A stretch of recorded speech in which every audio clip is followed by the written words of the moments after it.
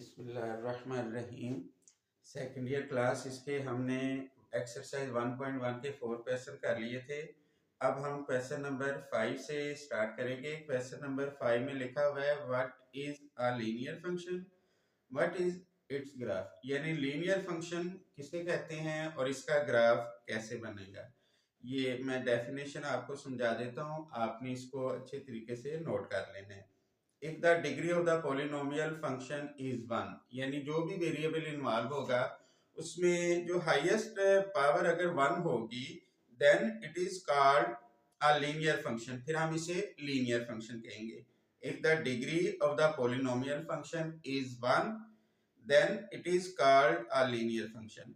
और linear function का graph हमेशा स्ट्रेट लाइन में बनता है। अगर इसका ग्राफ स्ट्रेट लाइन में नहीं बनेगा तो वो लीनियर फंक्शन नहीं होगा। A linear function is in the form f of x is equal to a x plus b. अब देखिए इसमें x है तो x की पावर 1 है, तो ये जो है ये लीनियर फंक्शन होगा।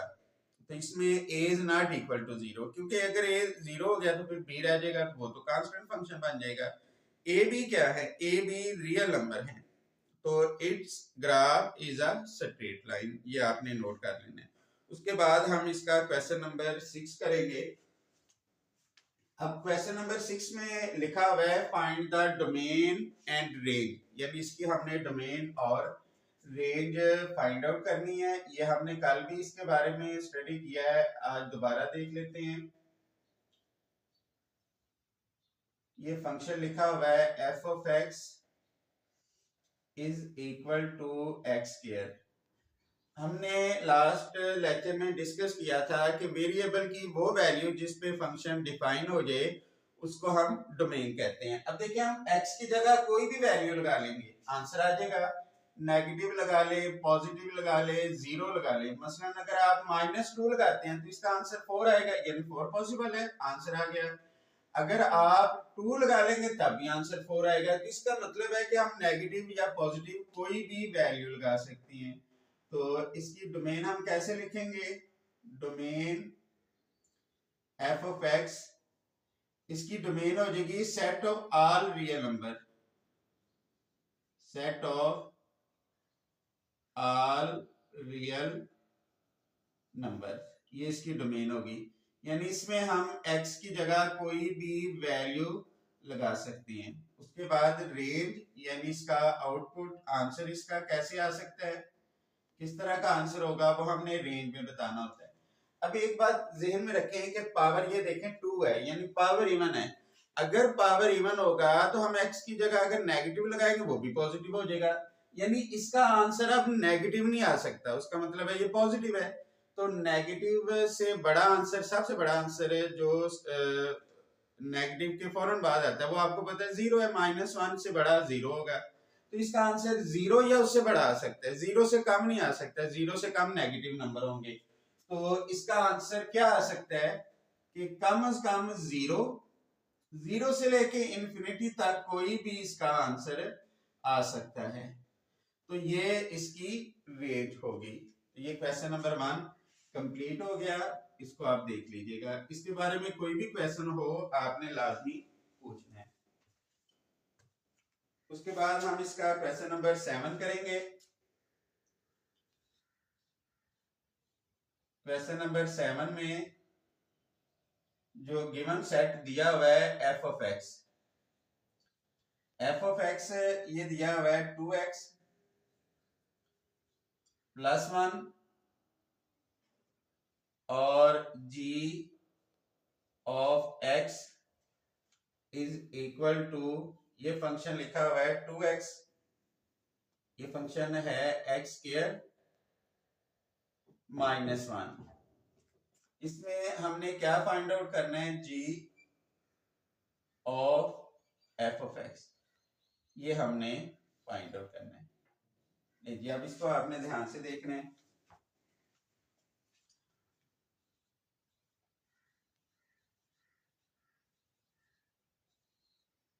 इसमें ये लिख लेंगे हम g of F of x, g को इधर लिख लेंगे और ये ब्रैकेट के अंदर एफ ऑफ एक्स लिखा हुआ है।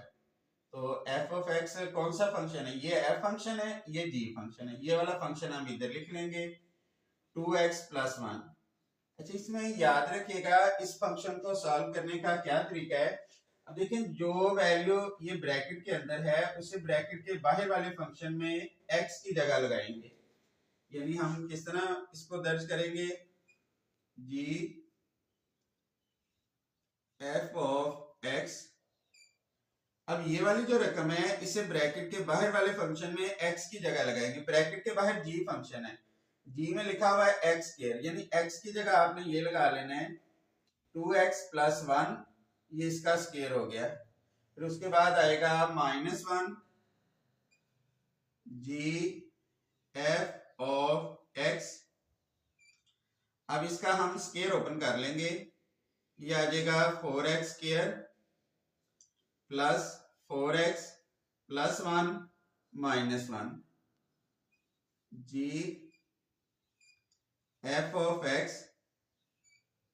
ये -1 +1 से कट जाएगा, ये इसका आंसर आ जाएगा। अब इसमें देखिए 4x कॉमन आ रहा है तो हम कॉमन ले लेते हैं, तो ये आ जाएगा x+1, ये इसका आंसर आ गया है।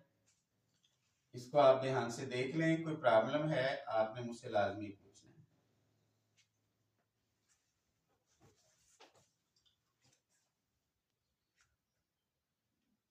ये क्वेश्चन नंबर 7। क्वेश्चन नंबर 8, ये डेफिनेशन है, इस डेफिनेशन को आप ध्यान से सुन लें। लिखा हुआ है define identity function. Identity function क्या होता है, फॉर एनी सेट एक्स, कोई भी सेट है जिसका नाम एक्स है, अ फंक्शन आई यानी आइडेंटिटी, यानी इसको हम यूं लिख लेंगे, आई क्या है x, x of the form I x, यानी ये फॉर्म है identity of x is equal to x for all numbers x belongs to x, यानी एक्स के तमाम एलिमेंट एक्स से बिलोंग कर रहे हैं, यानी ये एलिमेंट जो है वो एक्स से बिलोंग कर रहा है, इज कॉल्ड आइडेंटिटी फंक्शन। तो इसको हम आइडेंटिटी फंक्शन कहेंगे। ये आइडेंटिटी फंक्शन की डेफिनेशन है, इसको आपने ध्यान से सुन लेना है। अब इसको नोट भी कर लें, for any set x a function I x approach to x of the form I x is equal to x for all number x belongs to x, यानी ये स्मॉल जो लेटर्स होते हैं ये एलिमेंट्स के लिए होते हैं और ये जो कैपिटल लेटर होते हैं ये सेट का नाम होता है, इज कॉल्ड आइडेंटिटी फंक्शन। तो इसको हम आइडेंटिटी फंक्शन कहेंगे। उसके बाद क्वेश्चन नंबर 9 में है रैशनल फंक्शन। तो रैशनल फंक्शन हमने पहले भी काफी बार पढ़ा हुआ है। अ फंक्शन आर एक्स, यानी ये कोई भी रैशनल फंक्शन हो गया, of the form p x over q of x, यानी पी ऑफ एक्स न्यूमरेटर और q of x denominator, where both p x and q x are polynomial. अगर बटे के ऊपर वाली रकम भी पॉलिनोमियल हो और बटे के नीचे वाली रकम भी पॉलिनोमियल हो, and q is not equal to 0 is called a rational function. तो इसको हम रैशनल फंक्शन कहेंगे। तो इसकी डेफिनेशन आप नोट कर लें, a function r x of the form p of x over q of x and q of x is not equal to 0 where both p of x and q of x are polynomial function is called rational function। तो इसको हम rational function कहेंगे। अब उसके बाद है define implicit function, also write one example, यानी implicit function की डेफिनेशन करें और उसकी कोई से एक एग्जांपल दे दें। अब देखिए इम्प्लिक्ट फंक्शन क्या होता है, the function of two variable. अब इसमें दो वेरिएबल इन्वॉल्व होते हैं x and y in the form.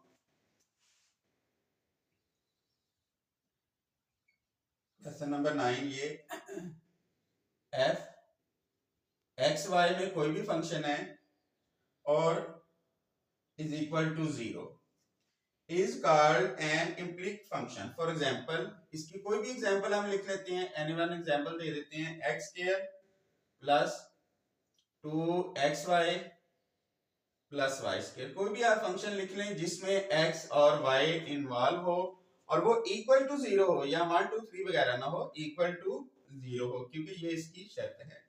तो ऐसे फंक्शन को हम इम्प्लिक्ट फंक्शन कहेंगे। तो ये आपने याद रखना है। उसके बाद है write down domain and range of y is equal to secant x। Secant x की हमने डोमेन और रेंज लिखनी है। तो इसकी डोमेन क्या होती है, यानी इसकी डोमेन होगी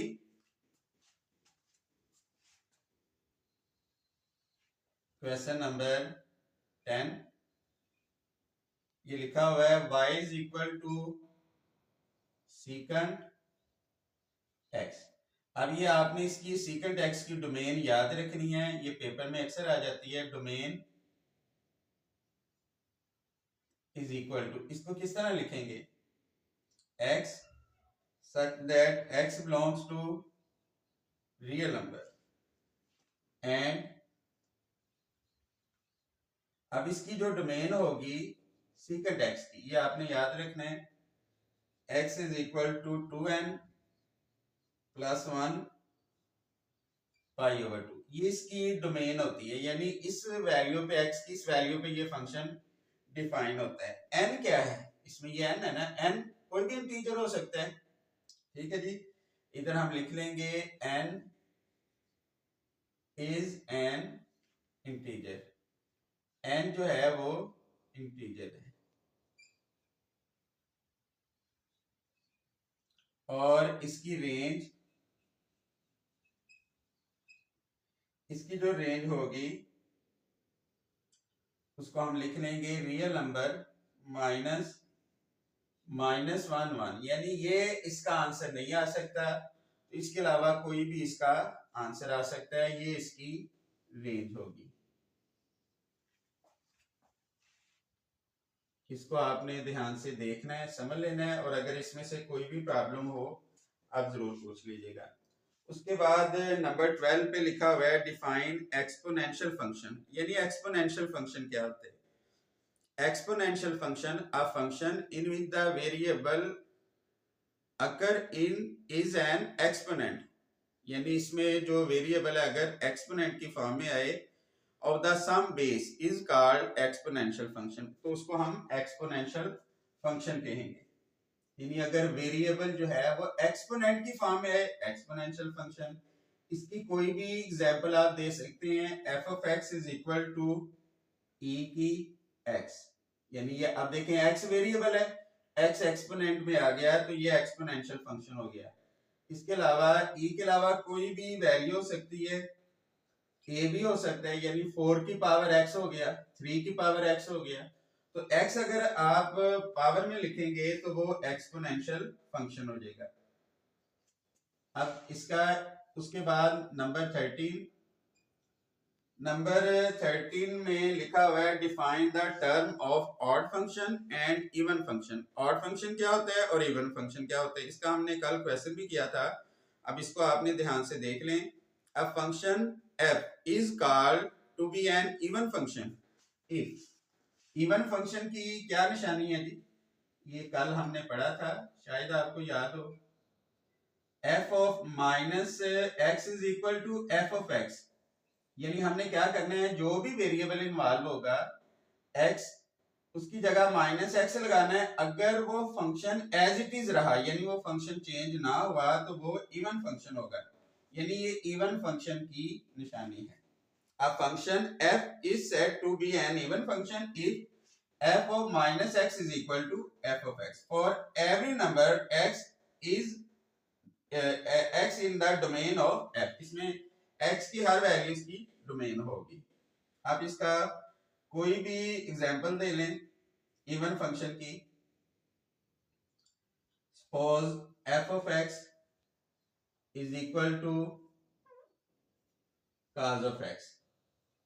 तो ये बड़ी सिंपल सी एग्जांपल है, जहां x है वहां माइनस एक्स आ जाएगा, तो cos माइनस एक्स, तो हमने ये ट्रिग्नोमेट्री में फार्मूला पढ़ा हुआ है कि cos ऑफ माइनस एक्स ये cos ऑफ x के इक्वल ही होता है। तो f of minus x is equal to f of x, तो ये इवन फंक्शन हो गया।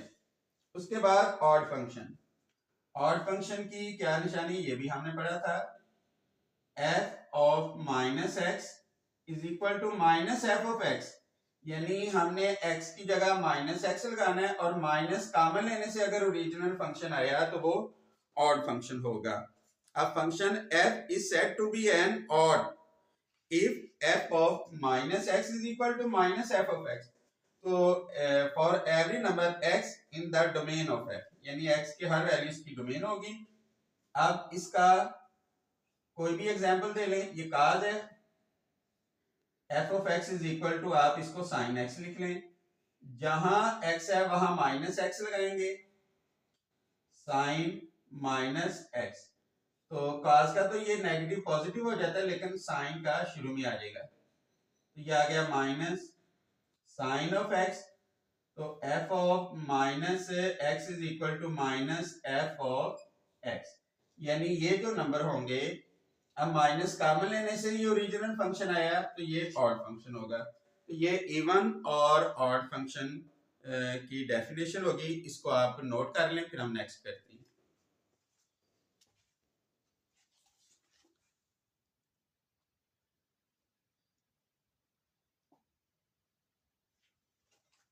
इसके बाद हमने इसका क्वेश्चन नंबर 14 करना है। क्वेश्चन नंबर 14 में कहा हुआ है कि ये चेक करें कि ये फंक्शन इवन है या ऑड है, तो इसको हम देख लेते हैं। इवन ऑड के बारे में तो हमने डिटेल से स्टडी किया हुआ है, फिर भी आप एक बार देख लें।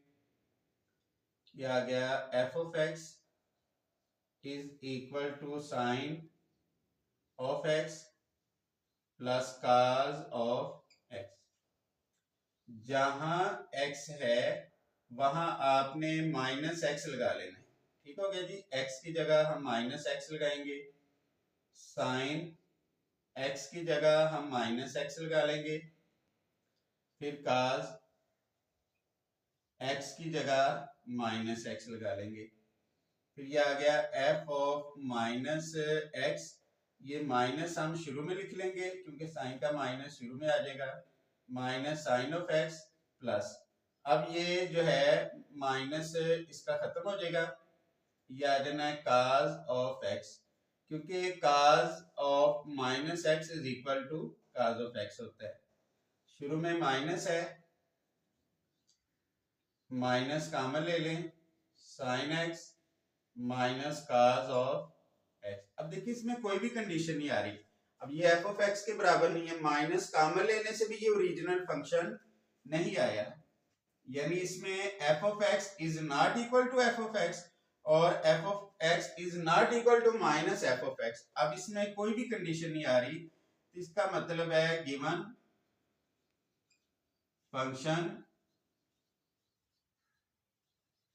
Is not even nor odd, यानी ये फंक्शन ना तो इवन है और ना ही ऑड है, यानी ये फंक्शन इवन भी नहीं है और ऑड भी नहीं है। तो ये इसको देख लें आप।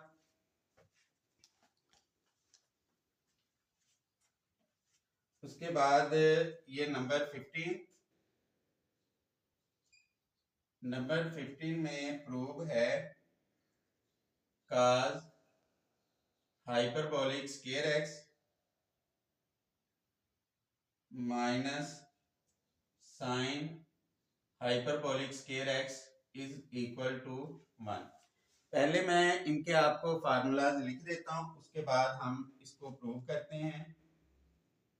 साइन हाइपरबोलिक x, इसका फार्मूला होगा e की x माइनस e की minus x over 2, cos hyperbolic x, इसका फार्मूला होगा e की x प्लस e की माइनस x ओवर 2, फिर उसके बाद आएगा tan हाइपरबोलिक x, इसका फार्मूला होगा e की x माइनस e की माइनस x, e की x प्लस e की माइनस x। अब देखिए साइन, s फॉर साइन और s फॉर सब्ट्रैक्ट, तो इस तरह आप याद रख लें कि साइन के फार्मूला में सब्ट्रैक्ट आता है और cos के फार्मूला में प्लस आता है। और हमें पता है कि जो tan है वो साइन ओवर काज है, साइन ओवर काज करेंगे 2 से 2 काटिएगा, ये रकम आ जाएगी। तो ये हाइपरबोलिक फंक्शन के फार्मूलाज आ गए। इसमें एक और कंसेप्ट देख लें, साइन का रेसिप्रोकल क्या होता है, कोसेकेंट। इसको हम इस तरह लिखते हैं, कोसेकेंट हाइपरबोलिक एक्स। तो आप इसका रेसिप्रोकल ले लें, ये 2 इसको इधर लिख लेंगे और ए की एक्स माइनस ए की माइनस एक्स, ये इसका हाइपरबोलिक फंक्शन आ गया। अब सपोज अगर इस तरह लिखा हो साइन हाइपरबोलिक 2x लिखा हो, तो वो क्या हो जाएगा, जो भी हाइपरबोलिक के आगे फंक्शन लिखा होता है वो e की पावर बन जाती है, हाइपरबोलिक 2x। तो ये आ जाएगा e की 2x माइनस ए की माइनस 2x ओवर 2। ये साइन हाइपरबोलिक 2x का फार्मूला बन गया। इसी तरह काज हाइपरबोलिक 2x आ जाए तो यहाँ 2 आ जाएगा, ओवर में 2 ही रहना है। तो ये आप इस फॉर्म को याद रखिएगा। तो अब हम अपने सवाल की तरफ चलते हैं जी। ये फार्मूलाज आपको लिखवा दिए, इसको अच्छी तरह आपने ज़हन में बिठा लेना है। अब ये लिखा हुआ है cos hyperbolic square X minus sine hyperbolic square X is equal to 1। अब इसकी हम लेफ्ट हैंड साइड लिखेंगे। लेफ्ट हैंड साइड लिखी हुई है cos hyperbolic square X minus sine hyperbolic square X, ये इसकी लेफ्ट हैंड साइड होगी। काज हाइपरबोलिक एक्स का ये फार्मूला है जी, इसका फार्मूला हम लिख लेंगे e की x प्लस e की माइनस x ओवर 2, ये इसका फार्मूला हो गया। फिर minus sine hyperbolic x, e की x माइनस e की माइनस x ओवर 2। अब इसका स्क्वायर ओपन कर दें, ये आ जाएगा पहली रकम का स्क्वायर प्लस दूसरी रकम का स्क्वायर प्लस 2 फार्मूले वाला, पहली रकम इंटू दूसरी रकम, यानी A square plus B square plus 2ab। और 2 का स्क्वायर क्या आएगा 4 माइनस, इसी तरह इसका भी स्क्वायर ओपन कर दें। e की x का स्क्वायर क्या होगा, पावर से पावर मल्टीप्लाई होती है, यानी ये रकम इस तरह आएगी ना, e की x इसका स्क्वायर, तो पावर से पावर मल्टीप्लाई होती है, e की 2x आ जाएगा। फिर आ जाना है प्लस e की माइनस 2x माइनस 2 फार्मूले वाला e की x इंटू e की माइनस x, और 2 का स्क्वायर क्या आ जाएगा 4। 4 इसका एलसीएम ले लें, ये क्या आ जाएगा e की 2x प्लस e की माइनस 2x।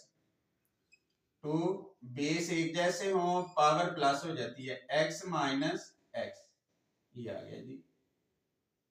फिर ये क्या आ जाएगा 4 एलसीएम, ब्रैकेट के बाहर माइनस है, ब्रैकेट के अंदर वाले साइन चेंज कर देंगे, माइनस e की माइनस 2x, ये माइनस और ये माइनस प्लस हो जाएगा, 2 बेस एक जैसे हो पावर ऐड हो जाती है, तो इससे ये कट जाना है, इससे ये कट गया।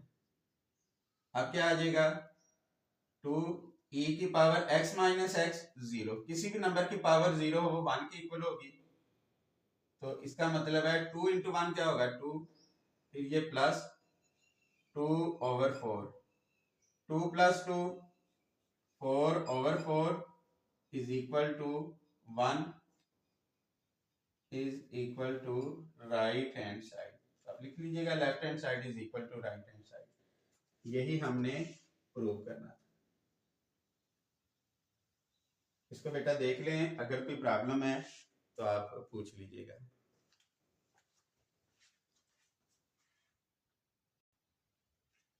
उसके बाद इसका हम क्वेश्चन नंबर 16 इसका सॉल्यूशन स्टार्ट करते हैं जी।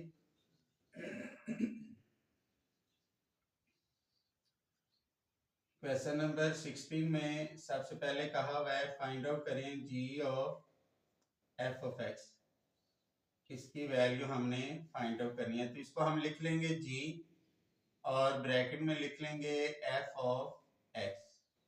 अब ये आ गया g, f ऑफ x कौन सा फंक्शन है, ये वाला फंक्शन है f फंक्शन, तो इसको हम लिख लेंगे 1 ओवर x माइनस 1 इसका स्क्वायर रूट आ जाएगा। अब इसको हमने कैसे सॉल्व करना है, इसका आपको मेथड बताया हुआ है। जो रकम ब्रैकेट के अंदर है उसे ब्रैकेट के बाहर वाले फंक्शन में x की जगह लगाएंगे।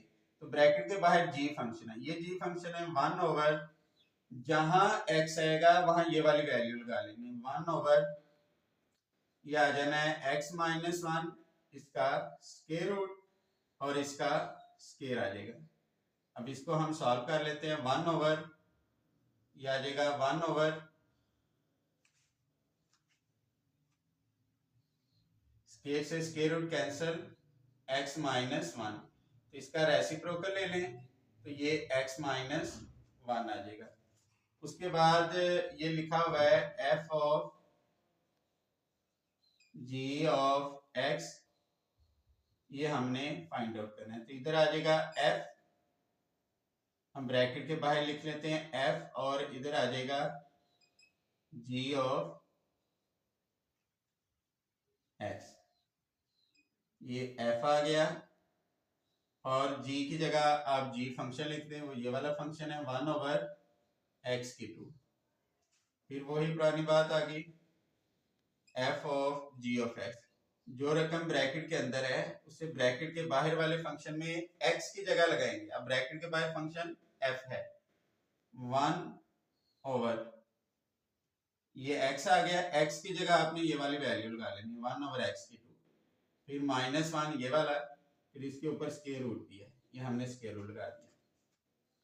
अब इसको यहां से ध्यान से देखना है, x की 2 इसका एलसीएम आ जाएगा 1 माइनस x की 2 आ जाना है, फिर इसका स्क्वायर रूट आ जाना है, ये आ जाएगा f of g of x is equal to 1 over, ये आ जाएगा 1 माइनस x की 2, इसका स्क्वायर रूट आ जाना है, 1 का स्क्वायर रूट 1 आ गया, अब इसका स्क्वायर रूट ये आ गया, x की 2 का जब स्क्वायर रूट आएगा स्क्वायर से स्क्वायर रूट कैंसिल हो जाएगा x, तो इसको ऐसे लिख लें 1 डिवाइडेड बाय दिस, तो ये इसका रेसिप्रोकल बन जाएगा x ओवर 1 माइनस x की 2, ये इसका आंसर आ गया।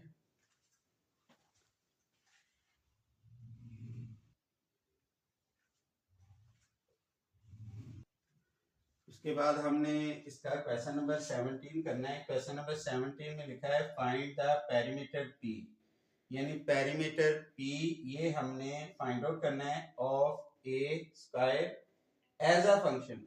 अब इसका जो स्क्वायर है ना वो as a function of its area, ये एरिया पर फंक्शन है, ठीक है, यानी पेरीमीटर इसके स्क्वायर के एरिया पर फंक्शन है, ये हमने फाइंड आउट करना है।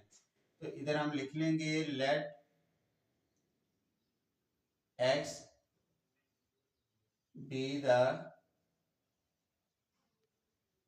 साइड ऑफ अ स्क्वायर, अगर x इसकी साइड हो तो देन इधर हम लिख लेंगे we know that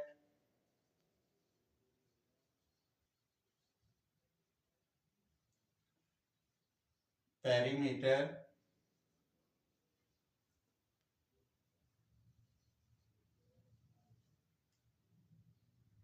of a square,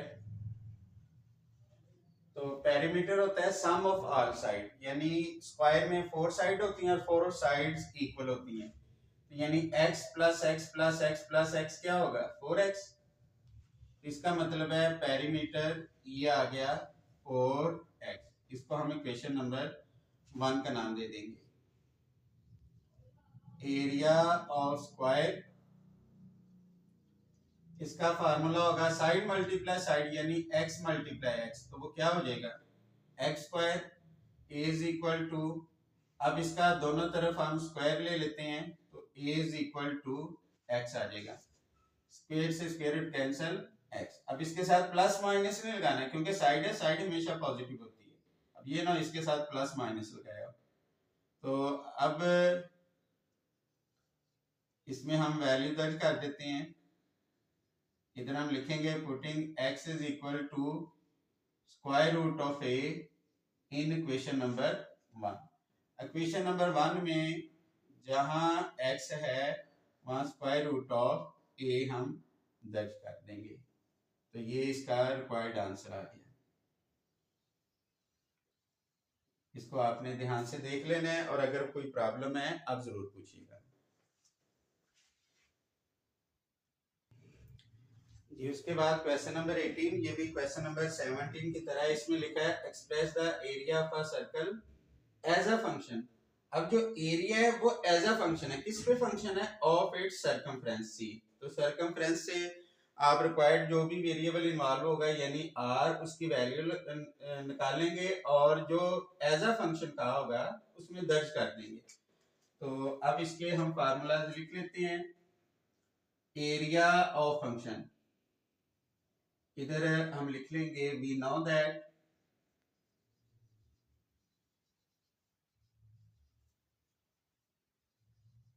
area function, इसका क्या फार्मूला होता है? पाई आर स्क्वायर, ये एरिया फंक्शन का फार्मूला हो गया। और सरकमफ्रेंस ऑफ सर्कल, इसको सी से जाहिर करते हैं, तो सी का फार्मूला क्या होगा? 2 पाई आर, ये सी का फार्मूला है। इसमें लेट हमने रेडियस को आर किया हुआ है, तो इसका मतलब है आर इसमें वेरिएबल इन्वॉल्व है। तो आर की वैल्यू निकाल लें। आर की वैल्यू क्या आएगी? सी ओवर 2 पाई। अब ये आर की वैल्यू हम इक्वेशन नंबर 1 में दर्ज कर देंगे, आंसर आ जाएगा। इधर हम लिख लेंगे putting R is equal to C over 2 pi in equation number 1। तो ये क्या आ जाएगा? A is equal to pi R की जगह सी ओवर 2 पाई, ये इसका स्क्वायर आ जाना है। ए इज इक्वल टू पाई, ये क्या हो जाएगा? सी स्क्वायर, 2 का स्क्वायर 4, तो ये आ जाएगा पाई मल्टीप्लाई पाई, इससे ये कट जाएगा। तो A is equal to C square over 4 pi, ये इसका आंसर आ गया। इसको बेटा आप ध्यान से नोट कर लें और अगर कोई भी प्रॉब्लम है आपने लाजमी पूछना है।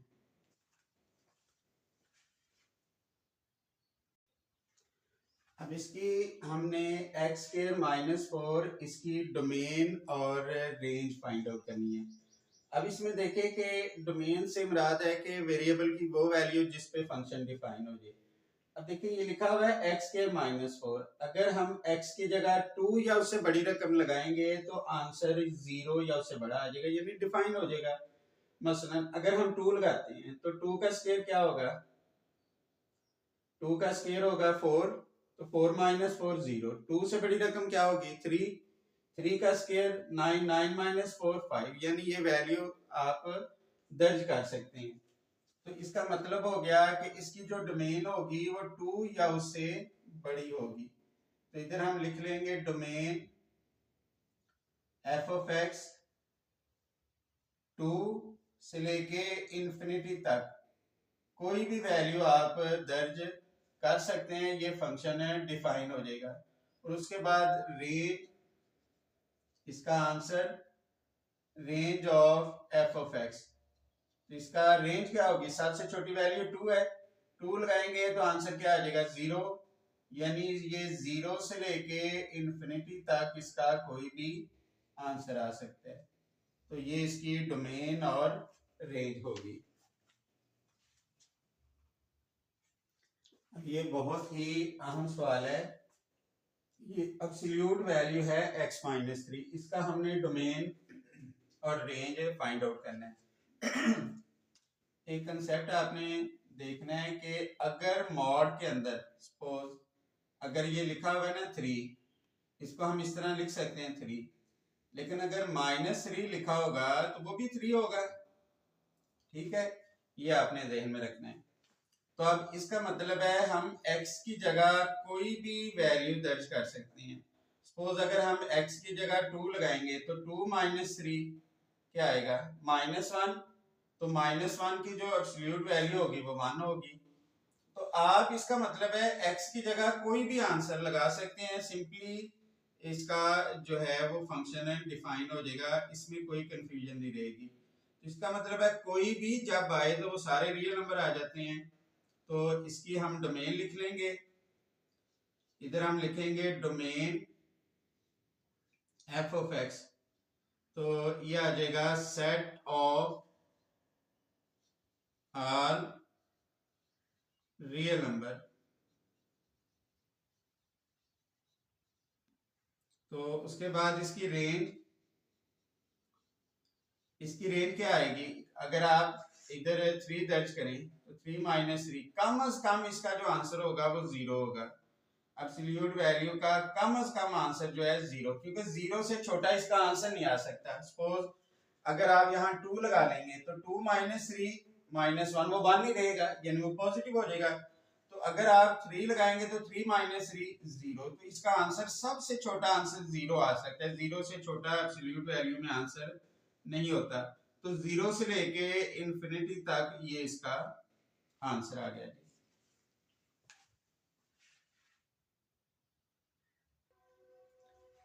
जी अब हम क्वेश्चन नंबर 23 करते हैं। जी क्वेश्चन नंबर 23 में लिखा हुआ है कि आपने इसकी डोमेन और रेंज फाइंड आउट करनी है। तो इसकी हम सॉरी ये बताया हुआ है कि आप बताएं कि ये फंक्शन इवन है या ऑड है। तो हम इवन या ऑड फंक्शन बताएंगे। तो ये लिखा हुआ है f of x is equal to x की पावर 2/3 प्लस 6। जहां x है वहां हमने माइनस एक्स लगा लेना है। माइनस एक्स इसकी power 2/3 plus 6, F of minus x.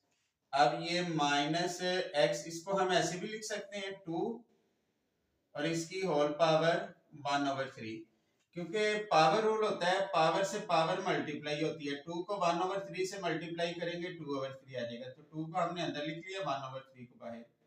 फिर ये आ जाएगा plus 6, F of minus x, power even है, ये माइनस खत्म हो जाएगा, क्या आएगा एक्स की 2, फिर इसकी पावर आ जानी है 1/3 plus 6, F of minus x, power से पावर मल्टीप्लाई हो जाएगी, एक्स की पावर 2/3 प्लस 6।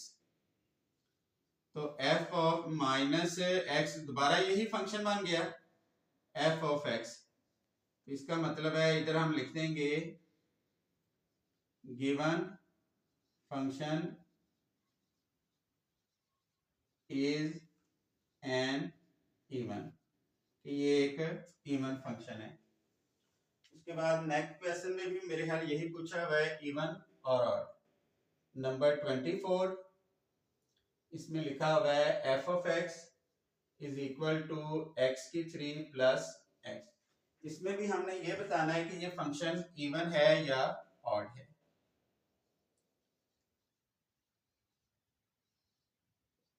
ये आ गया f of x is equal to x की 3 प्लस एक्स। जहां x है वहां माइनस एक्स आ जाएगा, माइनस एक्स इसकी पावर 3, x की जगह हमने माइनस एक्स लगा लेना है। एफ ऑफ माइनस एक्स, ये क्या आ जाएगा माइनस एक्स की 3, पावर ऑड है माइनस खत्म नहीं होगा, प्लस माइनस माइनस, फिर F of minus x, minus हम कॉमन ले लेंगे, एक्स की 3 प्लस एक्स आ जाना है।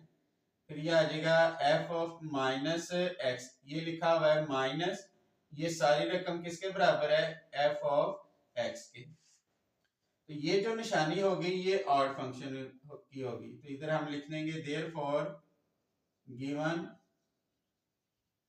फंक्शन इज ऑड, यानी ये फंक्शन ऑड है। इसको आप ध्यान से देख लें और अगर कोई भी प्रॉब्लम है आपने लाजमी पूछना है।